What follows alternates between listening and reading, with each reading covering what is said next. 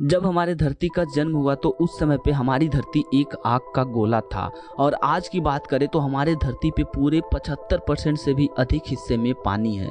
तो क्या आपने कभी एक सेकंड के लिए भी अपना दिमाग लगा के सोचा है कि आखिरकार जब हमारा धरती आग का गोला था, उस पर एक भी पानी नहीं था, तो तब से लेके अब तक के सफ़र में हमारे धरती पे इतना सारा पानी आया तो आया कहाँ से? सच बता रहा हूँ, ये वीडियो शुरू से लेके लास्ट तक देखना, आपको बहुत ही अमेजिंग इन्फॉर्मेशन इस वीडियो में दूंगा और पूरा एक्सप्लेन करूंगा कि आखिरकार हमारे धरती पे जो इतना ज़्यादा पानी आया तो आया कहाँ से।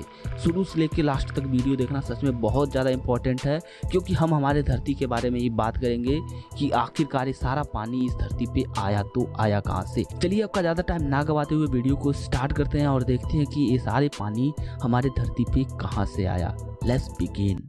वीडियो स्टार्ट करें उससे पहले मैं आपको एक चीज़ क्लियर कर देना चाहता हूं। आज की वीडियो में हम जो भी बातें करेंगे पूरे डिटेल्स में बातें करेंगे और इसकी गहराई तक जाएंगे और आपको अच्छे से समझाने की कोशिश करेंगे ताकि आपको एक एक चीज़ क्लियर हो पाए। तो चलिए समझते हैं कि आखिरकार क्या था। बात करते हैं उस वक्त की जब हमारे ब्रह्मांड में कुछ भी नहीं था। तब एक धमाका हुआ था करीब 14 अरब साल पहले, जिसको हम बिग बैंग के नाम से जानते हैं। उस समय हमारे सृष्टि का जन्म हुआ और हमारे सृष्टि के जन्म के 3 मिनट बाद एक सबसे पहला और सिंपल एटम का जन्म हुआ, जिसको हम हाइड्रोजन के नाम से जानते हैं। उस समय बहुत ज़्यादा तापमान था, जिसकी वजह से हाइड्रोजन टकराने लगा और एक और एटम का जन्म हुआ जिसको हम हीलियम कहते हैं। यानी कि पहले हाइड्रोजन बना, फिर हीलियम बना, फिर इन दोनों के फ्यूजन की वजह से बाकी के सारे एलिमेंट जो हमारे ब्रह्मांड में है उन सब की उत्पत्ति हुई और उसी में एक और भी एटम बना जिसको हम ऑक्सीजन कहते हैं। हाइड्रोजन और हीलियम जब आपस में फ्यूजन किए और एक एक करके सारे एटम बन गए हमारे ब्रह्मांड में, फिर हाइड्रोजन और ऑक्सीजन एक साथ रहना पसंद किए, यानी कि उनकी बॉन्डिंग अच्छी थी, वो दोनों एक साथ रहने लगे और ऑक्सीजन के एक अणु और हाइड्रोजन के 2 अणु एक साथ मिलकर H2O का निर्माण किए। तो ये कहानी थी हमारे ब्रह्मांड में H2O यानी कि जल के आने की कहानी। ब्रह्मांड में H2O जल तो बन गया, लेकिन वो ब्रह्मांड से हमारे धरती पे कैसे आया, चलिए उसके ब्रह्मांड से धरती तक के सफ़र के बारे में बात कर लेते हैं।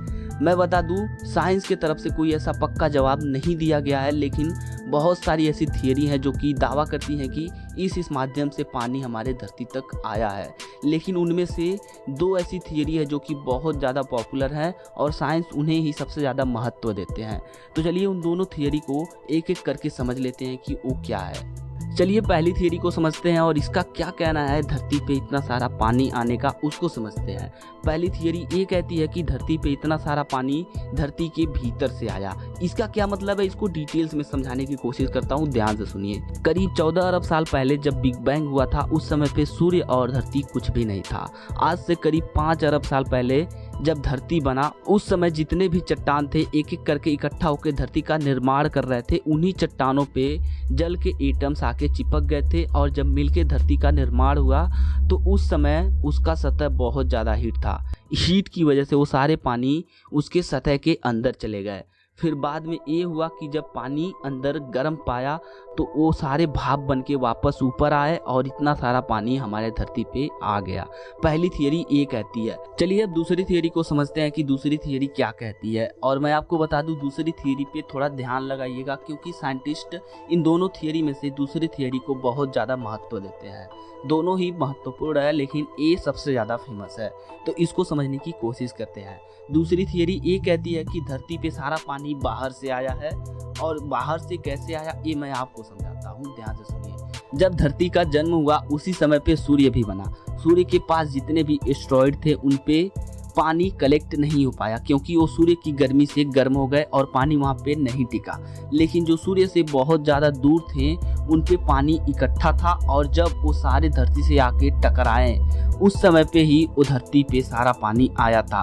आपको याद ही होगा, जब एस्टेरॉयड धरती से टकराए थे तभी जितने भी डायनासोर थे उनकी अंत हुई थी। तो ऐसा ही कभी कुछ हुआ होगा जिसकी वजह से जितने भी एस्टेरॉयडों पे पानी कलेक्ट था वो सारा उसी के माध्यम से धरती पे आया और हमारे धरती पे इतना सारा पानी कलेक्ट हो पाया। तो यही वो तरीके थे जिसकी वजह से हमारे धरती पे इतना सारा पानी आ पाया। लेकिन अब आपके दिमाग में एक सवाल उठ रहा होगा या फिर उठना चाहिए कि आखिरकार हमारे ब्रह्मांड में इतने सारे प्लैनेट हैं लेकिन धरती पे ही ये सारा पानी क्यों कलेक्ट हुआ, इसके पीछे क्या रीज़न है। तो चलिए इसको क्लियर कर देता हूँ, थोड़ा सा टाइम और दे दीजिए अपना। क्योंकि हमारे धरती का जो तापमान है पानी के रहने के लिए बहुत ज़्यादा सुटेबल है, यानी कि धरती पे जैसा तापमान है वो पानी को सहन कर सकता है और उस लिहाजे से बहुत अच्छा है। बुध और शुक्र की बात करें तो ये सूर्य के बहुत पास हैं जिसकी वजह से गर्म रहते हैं और वहाँ पे पानी नहीं इकट्ठा हुआ। और मंगल की बात करें तो सूर्य से बहुत दूर है जो कि ठंडा रहता है, इसलिए मंगल पे पानी नहीं है। लेकिन पृथ्वी बहुत ही परफेक्ट दूरी पे है, इसीलिए यहाँ पे पानी है और यहाँ पे जीवन है। आई थिंक मैंने आपको सारी चीज़ें क्लियर कर दी। आपको ये वीडियो कैसा लगा कमेंट करके ज़रूर बताना और अपने दोस्तों से सवाल ज़रूर पूछना कि हमारी धरती जब आग का गोला था तो इस पे इतना सारा पानी कैसे आया, और उसका आंसर अगर उससे नहीं पता होगा तो ये वीडियो शेयर करना, उसको भी इस चीज़ के बारे में पता चले। चलिए मिलते हैं किसी और वीडियो में। वीडियो अच्छा लगा तो लाइक कर देना और ऐसे ही इन्फॉर्मेटिव वीडियो हमारे चैनल पे बहुत पड़े हैं और मैं हमेशा इसी वीडियो डालते रहता हूँ। तो चैनल को सब्सक्राइब करके नोटिफिकेशन बेल दबा लेना ताकि कोई भी ऐसी वीडियो अपलोड करूँ तो आपको मिल जाए। तो चलिए मिलते हैं किसी और वीडियो में। बाय।